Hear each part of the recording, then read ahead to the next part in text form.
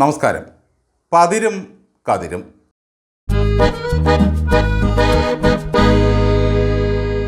പണ്ടൊരു വക്കീൽ വാദം പറഞ്ഞുകൊണ്ടിരിക്കുമ്പോൾ ജഡ്ജി കോട്ടുവായിട്ടുകൊണ്ട് പറഞ്ഞു, താങ്കൾ പറയുന്നതെല്ലാം എൻ്റെ ഇടത് ചെവിയിലൂടെ കയറി വലത് ചെവിയിലൂടെ ഇറങ്ങിപ്പോവുകയാണ്.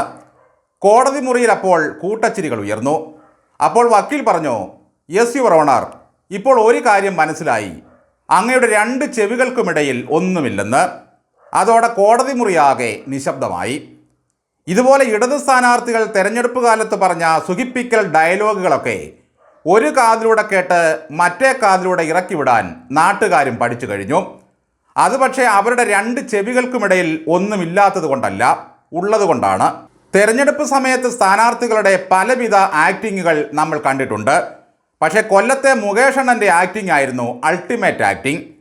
താൻ ഇപ്പോഴും ബെഡായി ബംഗ്ലാവിലെ ചപ്രമഞ്ചത്തിലാണ് ഇരിക്കുന്നതെന്നും മുന്നിൽ നിൽക്കുന്നത് പിഷാരടിയും ആര്യയും ധർമ്മജനുമൊക്കെയാണെന്നുമാണ് മുകേഷിൻ്റെ വിചാരം.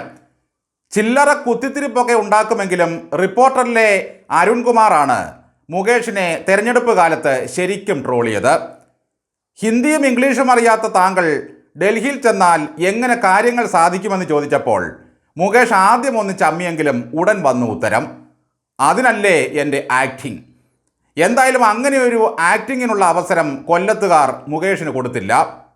കൊല്ലത്തെ ഒരു അണ്ടി ഫാക്ടറിയിൽ കയറി ചെന്ന് മുകേഷ് വോട്ട് ചോദിക്കുന്ന രംഗം കണ്ടാൽ മുകേഷിൻ്റെ ആക്ടിങ് എത്രമാത്രം വിലപ്പോയില്ല എന്ന് നമുക്ക് മനസ്സിലാകും.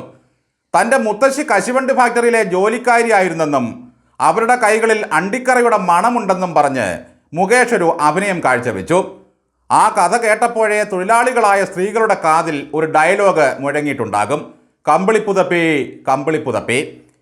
ഇംഗ്ലീഷും ഹിന്ദിയും നല്ലതുപോലെ വശമുള്ള പ്രേമചന്ദ്രനുള്ളപ്പോൾ മുകേഷിനെ അഭിനയിക്കാനായി ദില്ലിയിലേക്ക് പറഞ്ഞുവിടാൻ കശുവണ്ടി തൊഴിലാളികൾക്ക് പോലും മനസ്സ് വന്നില്ല. എനിക്ക് വെക്കാൻ പറ്റിയ സിംഗിൾ സ്റ്റെപ്പ് കാണിച്ചു തരൂ എന്ന് പറഞ്ഞ് സ്ത്രീകൾക്കൊപ്പം ചുവട് വയ്ക്കുന്ന ഒരു രംഗവും കണ്ടു. കൊല്ലത്തുകാർ മുകേഷിന് നൽകിയ സിംഗിൾ ഏർപ്പാടായ MLA പണി പോലും മര്യാദയ്ക്ക് അദ്ദേഹം ചെയ്യുന്നില്ല എന്നാണ് നാട്ടുകാർ പറയുന്നത്.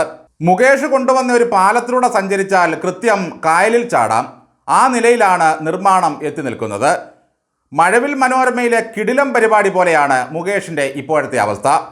കീയും കിട്ടി, ടീയും കിട്ടി, ലം മാത്രം കിട്ടിയില്ല.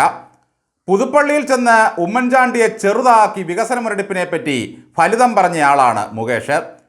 തെരഞ്ഞെടുപ്പ് പ്രചരണത്തിനിടയിൽ ജനക്കൂട്ടം തൻ്റെ വാഹനത്തിന് പിന്നാലെ ഓടുന്നത് കണ്ട് കണ്ണു നിറഞ്ഞ കഥയൊക്കെ മുകേഷ് പറയുന്നത് കേട്ടു. അത് കണ്ട് നടൻ ആസിഫ് അലി പോലും അത്ഭുതപ്പെട്ടത്രേ. തന്നെ ഇത്രമാത്രം ജനങ്ങൾ സ്നേഹിക്കുന്നുണ്ടല്ലോ എന്നായിരുന്നു മുകേഷിൻ്റെ ആനന്ദവും അഭിമാനവും.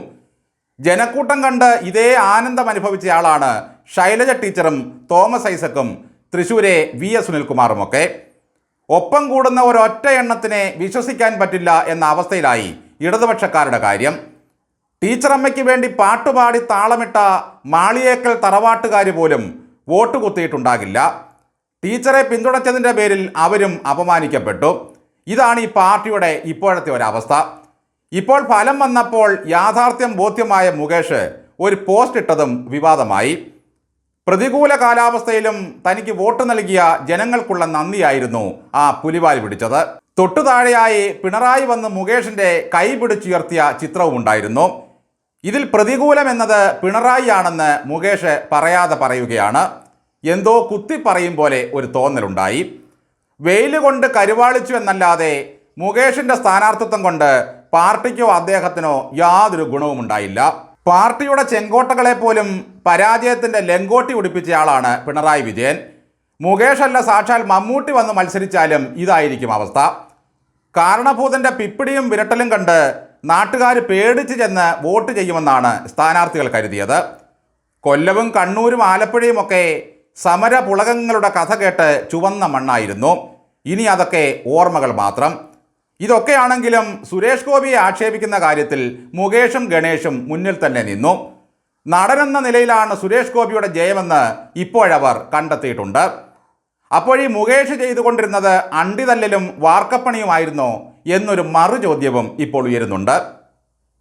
നന്ദി.